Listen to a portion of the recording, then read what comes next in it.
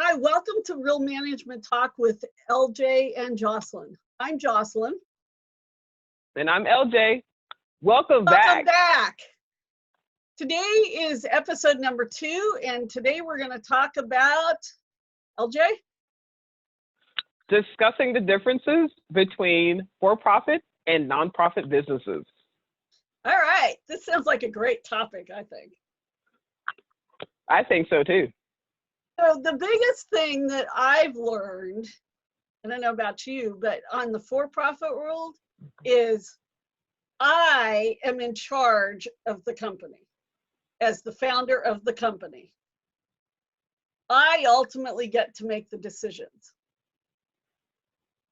That doesn't mean that my team or other people that work with me don't get input or anything like that. But ultimately, I have control of my company. What do you think? I would just say you're absolutely correct. And what I would say to that is not only are you in charge, you are the person with the vision. You have the responsibility of leading that organization towards success and towards perpetual growth, because you should be a perpetual learner, right? A lot of times we see people that are heading up LLCs, they're heading up different businesses, they're heading up nonprofits. They don't have the vision. They don't have the desire to be learning constantly on the job. Part of being a great leader is being a great learner. You've got to understand that you don't know everything. You're not supposed to know everything. Mistakes are how you get to success. Well, that's true. Mistakes are how you get to success, right? So, one of the other things I've learned, though, from working with nonprofits, since you talked about nonprofit businesses, right? The other thing, though, that I know about nonprofit businesses, because a nonprofit is a full-blown corporation straight off the bat, from the time of its inception, it means it has a board of directors that controls it, is that as a founder of a nonprofit, you have no control. You are subject to what the board as a whole wants to do. Have you found that?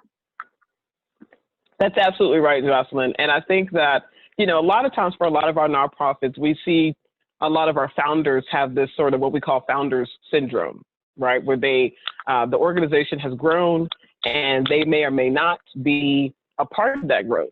And, you see a lot of times that people have struggles in nonprofit businesses with really just kind of taking a back seat and supporting in a different way than what they were used to doing before. And, like you said, with nonprofit business, it's different from corporate perspective. Corporate perspective, you've got one person who's really taking the charge, setting the vision, and charging the team with working towards executing upon that vision, right? But nonprofits, you see the opposite. You see a board of directors or board of trustees.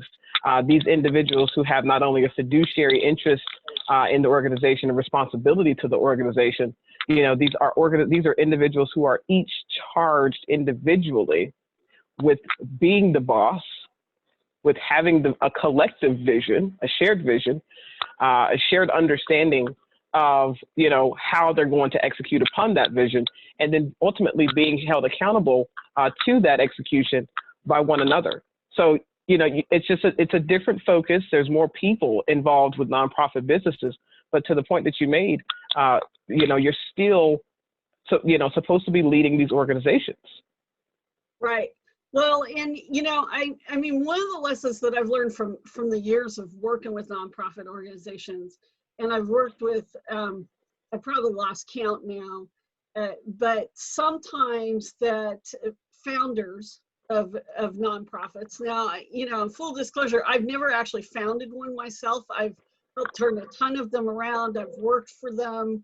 I still work with them in what I do now, and I coach their leadership and all of that stuff, and really to turn them around, and that cash flow. But having said that, one of the biggest things that I found is sometimes founders are so committed to their vision, and especially their founding boards, are not that committed, and they're out there fundraising, and they're so determined to make it grow that they sacrifice everything.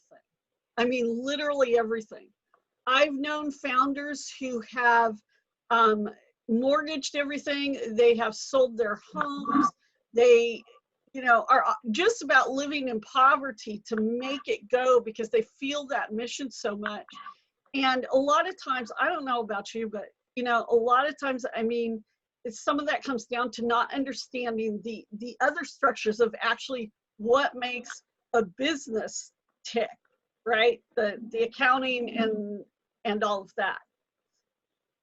And so you do know another person who founded a nonprofit and or a for-profit business. You know me, right? And what's interesting about my nonprofit founding experience as a founder is a lot of my nonprofits have either died ever since I left, and that was the greatest lesson that I could have learned.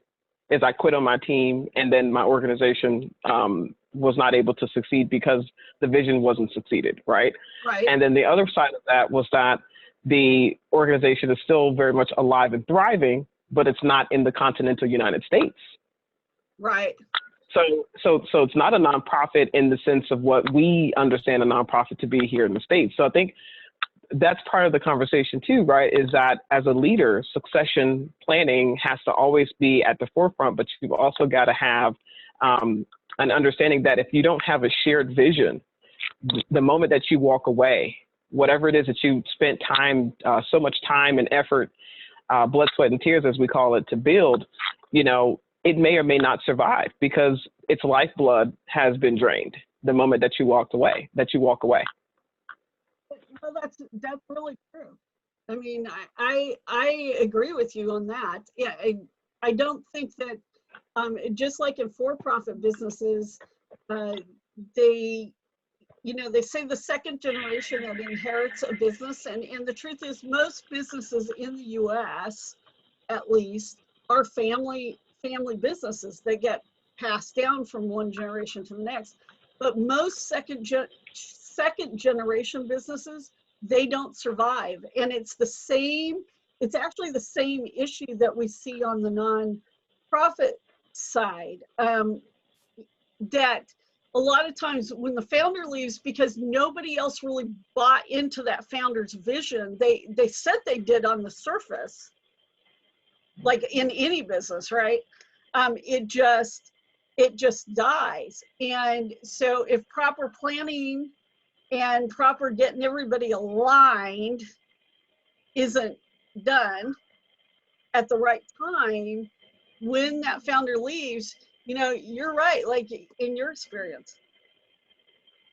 And I've seen that happen too, with the clients that I've worked with. Yeah, and to your point, and this is the other key difference that I wanted us to make sure that we share today about the difference between for-profit and nonprofit business, is that, how you build the mission and the vision and your goal and objective statements for those organizations really depends on their structure, right? And it really depends on who you have at the table at the time. So like you said, if you don't have the buy-in from internal stakeholders, it's very difficult for you, almost nearly impossible for you to have some sort of sustainability that's built into the organization that you founded, or that you're joining on the board of directors, or that you're heading up as the chief executive or president. If you don't have the buy-in is the bottom line.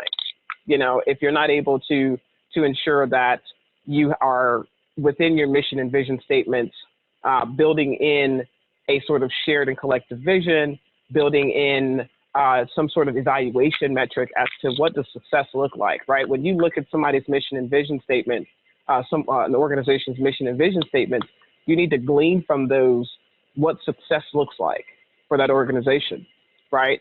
And if you can't get that, if you can't get clarification from at least the mission and vision statements of an organization, then I think that's symbolic of the lack of shared vision and commitment that you'd probably see on the board of directors for a nonprofit, or with the actual C-suite of the corporation. Exactly.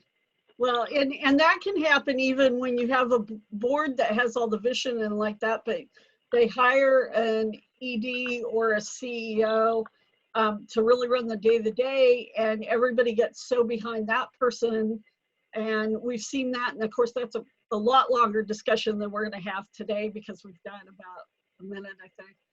And but you see that too sometimes when those folks turn over, if they've been in place for 5, 10, 15 years, that all of a sudden the organization starts to die because even the board kind of went along with that and they gave up some of their making.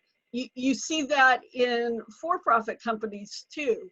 And so that vision buy-in is so very, very important. So yeah.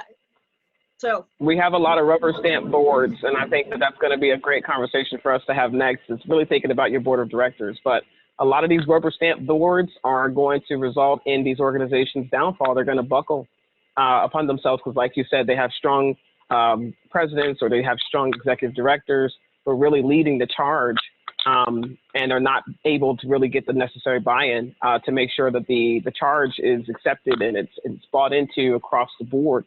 So I'm looking forward to that conversation next time. Okay, well that's it, folks, and we will be back to you next time. And we hope you enjoy this. Again, drop your comments and we will respond, and any other topics that you might like to see in the future that we might be talking on.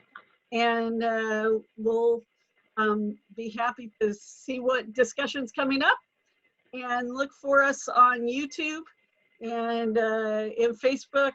And we're gonna get the audio in a podcast stream, so we'll be letting y'all know about that as well. Bye, LJ. Okay, real management talk in 1, 2, 3. Real management talk. Talks. Yay.